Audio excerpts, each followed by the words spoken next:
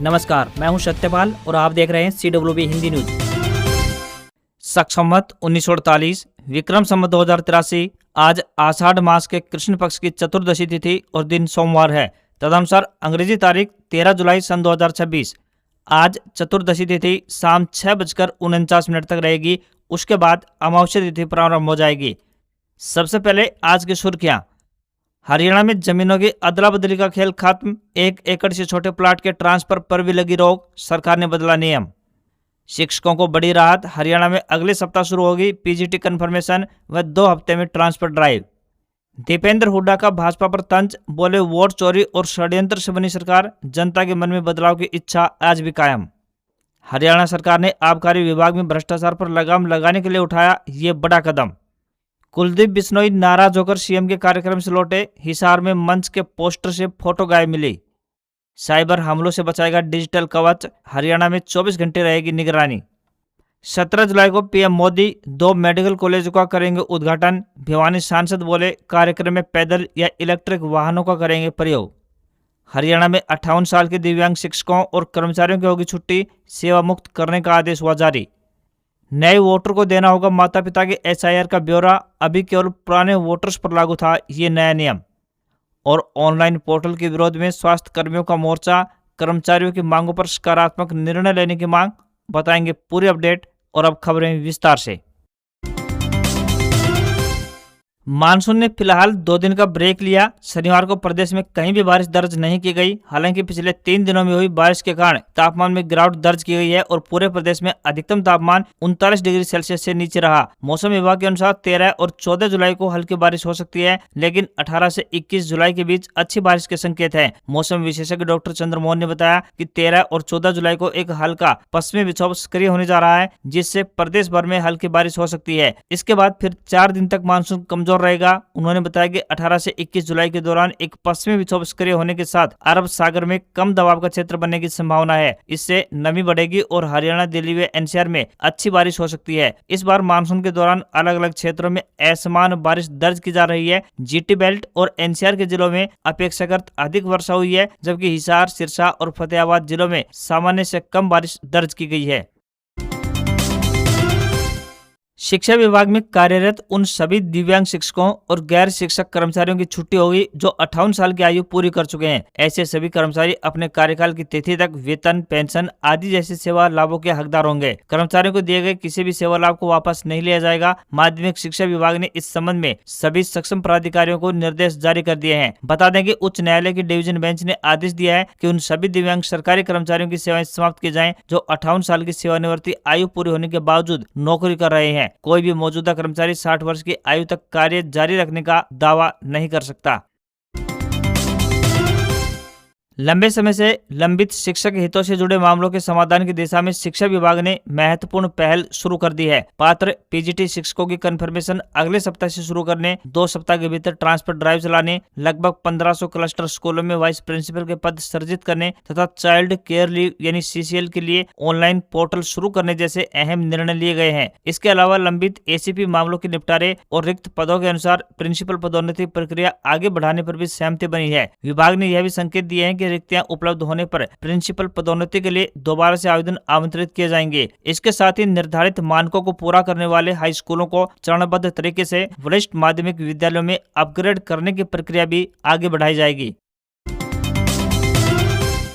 शहरों के साथ लगते क्षेत्रों में अब प्लाट की अदला बदली के नाम पर खेल बंद होगा। जमीन अंतरण के सभी मामलों में नगर एवं ग्राम नियोजन निदेशक से स्वीकृति लेनी होगी। इससे अवैध कॉलोनियों के निर्माण को रोका जा सकेगा। शहरों के साथ लगते अधिसूचित क्षेत्रों में अवैध कॉलोनियों पर अंकुश लगाने और सस्ती जमीन देकर महंगी जमीन लेने का खेल खत्म करने के लिए धारा 7A में संशोधन किया गया है। अब 1 एकड़ से कम भूमि को बदलने के लिए भी नगर एवं ग्राम नियोजन निदेशक या फिर सक्षम अधिकारी से अनुमति लेनी होगी। संशोधित नियम 30 जनवरी से लागू माना जाएगा। हरियाणा नगरीय क्षेत्र विकास तथा विनियमन अधिनियम 1975 की धारा 7A में प्राविधान जोड़ा गया है कि 1 एकड़ से कम भूमि का विक्रय, पट्टा या फिर उपहार के रूप में अंतरण करने से पहले नगर एवं ग्राम नियोजन निदेशक से अनापत्ति प्रमाण पत्र लेना अब आवश्यक होगा। पहाड़ी क्षेत्रों और हरियाणा के कई जिलों में लगातार हो रही बारिश के बीच संभावित बाढ़ और जल भराव के खतरे को देखते हुए मुख्यमंत्री नायब सिंह सैनी ने सभी जिलों के उपायुक्तों और वरिष्ठ अधिकारियों के साथ तैयारियों की समीक्षा की। उन्होंने निर्देश दिए कि प्रत्येक जिला नागरिकों की सुविधा के लिए टोल फ्री हेल्पलाइन नंबर जारी करे, ताकि जल भराव, बाढ़ और अन्य आपात स्थितियों से जुड़ी शिकायतों पर त्वरित यानी तत्काल रूप से कार्रवाई की जा सके। उधर सिंचाई एवं जल संसाधन मंत्री श्रुति चौधरी ने भी विभागीय अधिकारियों के साथ बैठक कर बाढ़ नियंत्रण कार्यों की समीक्षा की। उन्होंने स्पष्ट किया कि बाढ़ संभावित क्षेत्रों में तैनात अधिकारियों और कर्मचारियों की छुट्टियां उनकी पूर्व अनुमति के बिना स्वीकृत नहीं की जाएंगी। बाढ़ नियंत्रण कार्यों में किसी भी स्तर पर लापरवाही बर्दाश्त नहीं की जाएगी। साथ ही स्वास्थ्य विभाग को जल जनित बीमारियों की रोकथाम के लिए सतर्क रहने और दवा भंडारण के लिए भी कहा गया है। हरियाणा कांग्रेस में पिछले 7 वर्षों के दौरान 6 प्रभारी बदले जा चुके हैं, लेकिन संगठन की सबसे बड़ी चुनौती मानी जाने वाली गुटबाजी अब भी जस की तस बनी हुई है। हर नए प्रभारी के आगमन के साथ ही नेताओं से मुलाकात, संगठनात्मक मंथन और एकजुटता के दावे किए जाते हैं, लेकिन जमीनी स्तर पर अपेक्षित बदलाव नहीं दिखाई दिए। यही कारण है कि पार्टी लंबे समय से सत्ता से बाहर है और संगठनात्मक एकजुटता का सवाल लगातार से बना हुआ है। नवनियुक्त प्रभारी संजय दत्त पिछले 4 दिनों से प्रदेश के नेताओं, विधायकों, सांसदों, जिला अध्यक्षों और कार्यकर्ताओं के अलग अलग बैठकें कर संगठन की स्थिति का आकलन कर रहे हैं। उन्होंने विभिन्न गुटों के नेताओं से 1-to-1 चर्चा करके फीडबैक भी लिया है। अब राजनीतिक हलकों में चर्चा है कि यह कवायद पूर्व की तरह केवल मंथन तक सीमित रहेगी या फिर संगठनात्मक स्तर पर इसका कोई ठोस परिणाम भी सामने आएगा। राजनीतिक जानकारों का मानना है कि हरियाणा कांग्रेस में प्रभारी की भूमिका कई बार इसलिए प्रभावी नहीं रह सकी क्योंकि प्रदेश के बड़े नेताओं की तुलना में उनका राजनीतिक कद अपेक्षाकृत छोटा रहा है। ऐसे में वे भूपेंद्र सिंह हुड्डा, कुमारी शैलजा और रणदीप सिंह सुरजेवाला जैसे प्रभावशाली नेताओं के बीच समन्वय स्थापित करने में सफल नहीं हुए। बहुउद्देशीय स्वास्थ्य कर्मचारी एसोसिएशन हरियाणा ने ऑनलाइन स्वास्थ्य पोर्टलों के संचालन को लेकर कर्मचारियों पर बनाए जा रहे दबाव और कार्रवाई की चेतावनियों का विरोध किया है। एसोसिएशन के प्रदेश अध्यक्ष शर्मिला देवी और महासचिव सहदेव आर्य ने कहा कि आवश्यक मानव संसाधन, तकनीकी सुविधाएं और व्यवहारिक समस्याओं का समाधान किए बिना कर्मचारियों पर ऑनलाइन कार्य थोपना अनुचित है। एसोसिएशन के अनुसार 25 अक्टूबर 2025 से ऑनलाइन कार्य का बहिष्कार जारी है। इसके बावजूद विभिन्न जिलों में कर्मचारियों को सेवा समाप्त करने, वेतन रोकने और अन्य प्रशासनिक कार्रवाई की चेतावनी देकर मानसिक रूप से प्रताड़ित किया जा रहा है। संगठन का कहना है कि पहले ऑनलाइन प्रणाली से जुड़ी हुई तकनीकी समस्याओं का समाधान किया जाए और आवश्यक कंप्यूटर स्टाफ उपलब्ध करवाया जाए। सरकार को चाहिए कि कंप्यूटर डिप्लोमा धारक युवाओं की नियुक्ति करके ऑनलाइन पोर्टलों का संचालन करवाया जाए। साथ ही चेतावनी भी दी कि मांगे नहीं मानी गई तो कर्मचारियों में बढ़ते असंतोष की जिम्मेदारी सरकार और विभाग की होगी।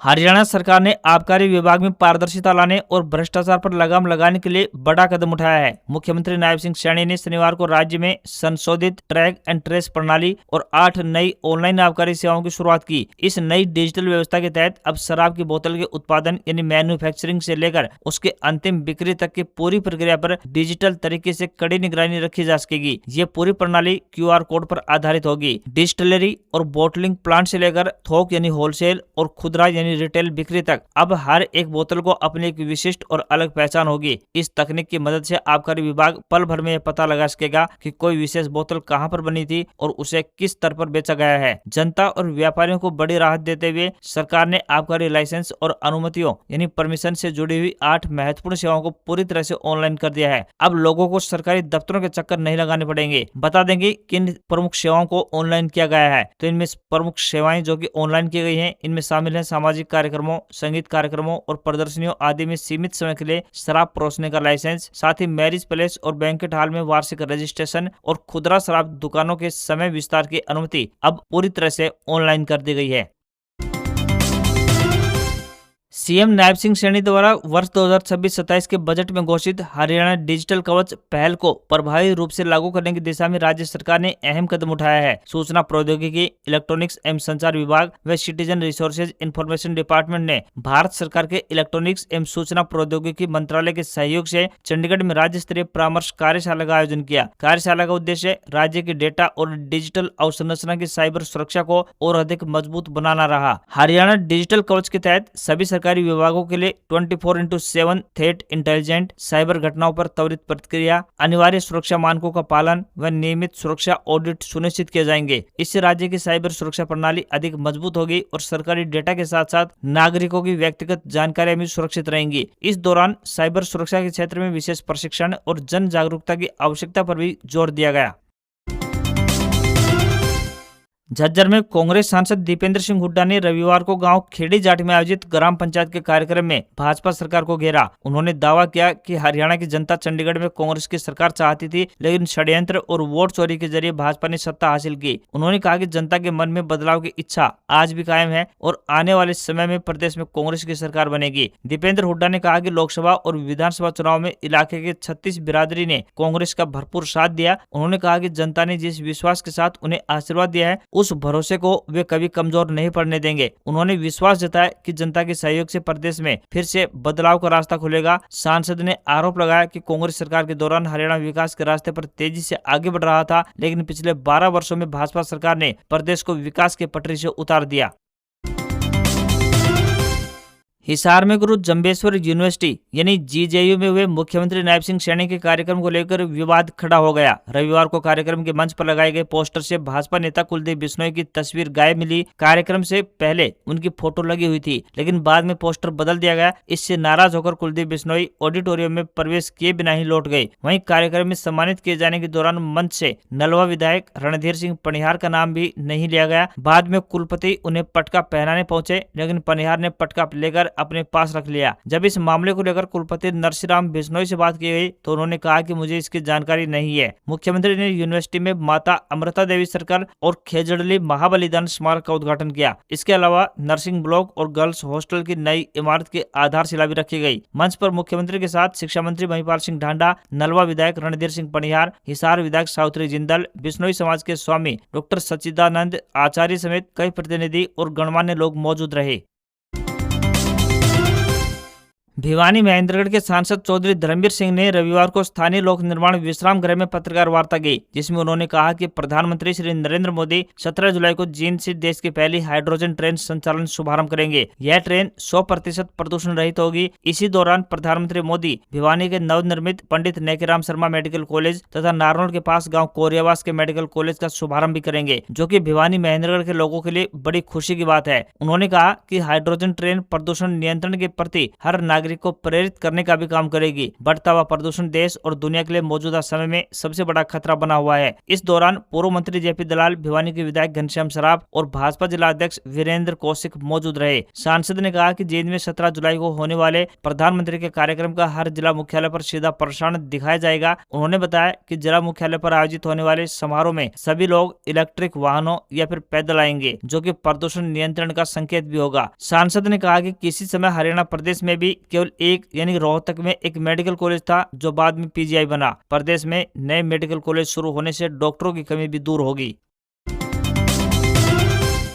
चुनाव आयोग ने मतदाता सूची में नाम जुड़वाने वाले नए आवेदकों के लिए भी नया नियम लागू कर दिया है। अब फॉर्म 6 भरकर वोटर लिस्ट में नाम शामिल कराने वाले हर नए वोटर को अपने माता पिता के स्पेशल इंटेंसिव रिवीजन का ब्यौरा भी देना होगा। चुनाव आयोग के अधिकारियों के अनुसार यह नियम केवल पुराने मतदाताओं तक सीमित नहीं है, बल्कि पहली बार वोटर बनने वाले आवेदकों पर भी लागू होगा। इलेक्शन कमीशन अधिकारियों ने बताया कि नए मतदाताओं की पहचान और रिकॉर्ड का मिलान करना अब आसान होगा। आवेदकों को कम दस्तावेज जमा करवाने पड़ेंगे। साथ ही डुप्लीकेट या फिर मर चुके या ट्रांसफर हो चुके और विदेशी वोटर्स पहचानने में भी मदद मिल पाएगी। ऑनलाइन फॉर्म 6 भरने वाले आवेदक भी ये घोषणा भरे बिना अब आवेदन आगे नहीं बढ़ा सकते। केंद्रीय माध्यमिक शिक्षा बोर्ड यानी सीबीएसई ने कक्षा 8वीं और 12वीं तक के छात्रों के लिए डिजिटल शिक्षा के क्षेत्र में नई पहल की शुरुआत की है। बोर्ड ने राष्ट्रीय इलेक्ट्रॉनिक्स एवं सूचना प्रौद्योगिकी संस्थान के साथ मिलकर 19 फ्री ऑनलाइन कोर्स शुरू किए हैं। इन कोर्स में आर्टिफिशियल इंटेलिजेंस यानी AI, Python programming, internet of things, cyber security, generative AI जैसे हाई डिमांड सब्जेक्ट्स की एक नई रेंज शामिल की है। कई कार्यक्रम इंग्लिश और हिंदी दोनों में उपलब्ध हैं, जिससे पढ़ाई की सामग्री अधिक से अधिक छात्रों तक आसानी से पहुंच पाए। बोर्ड के अनुसार कोर्स का समय अलग अलग होगा। कुछ शुरुआती मॉड्यूल्स लगभग 90 मिनट में पूरे किए जा सकते हैं, जबकि एडवांस प्रोग्राम 100 घंटे से अधिक लंबे होते हैं, जिससे छात्र अपनी पसंद, सीखने के लक्ष्यों और उपलब्ध समय के आधार पर कोर्स चुन पाएंगे। यह पहल छात्रों को बिना किसी खर्च के एडवांस टेक्नोलॉजी कोर्स करवाएगी, जिससे वे किसी भी जगह से अपनी स्पीड से ऑनलाइन पढ़ाई कर सकते हैं। लचीले ऑनलाइन फॉर्मेट की मदद से छात्र अपने स्कूल की नियमित पढ़ाई के साथ साथ ये कोर्स भी पूरा कर पाएंगे। भारतीय शेयर बाजार के लिए आज यानी 13 जुलाई से शुरू होने वाला हफ्ता काफी महत्वपूर्ण होने वाला है। इस हफ्ते बाजार की दिशा रिलायंस और HDFC बैंक जैसी बड़ी कंपनियों के जून तिमाही के नतीजों, मिडिल ईस्ट में बढ़ते तनाव और कच्चे तेल की कीमतों जैसे 5 बड़े फैक्टर्स तय करेंगे। इस हफ्ते देश के कुल 143 कंपनियां अपने तिमाही नतीजों की घोषणा करने जा रही है। इनमें Reliance industries, HDFC bank, ICICI bank, axis bank, Wipro और HCL टेक जैसी कंपनियां शामिल होंगी। मिडिल ईस्ट में जियोपॉलिटिकल तनाव बढ़ने के बाद कच्चे तेल की कीमतें एक बार फिर से फोकस में आ गई है। बीते हफ्ते ब्रेंट क्रूड में 5% और WTI क्रूड में 4% से अधिक की तेजी आई है। इसके मुख्य वजह अमेरिका का ईरान पर किए गए हमले और ईरान की तरफ से पलटवार की चेतावनी है। आज खबरों में बस इतना ही। देखते रहिए आपका अपना हरियाणा का सबसे बेहतरीन news channel CWB Hindi news. नमस्कार। इसी आशा के साथ आपका दिन शुभ रहे।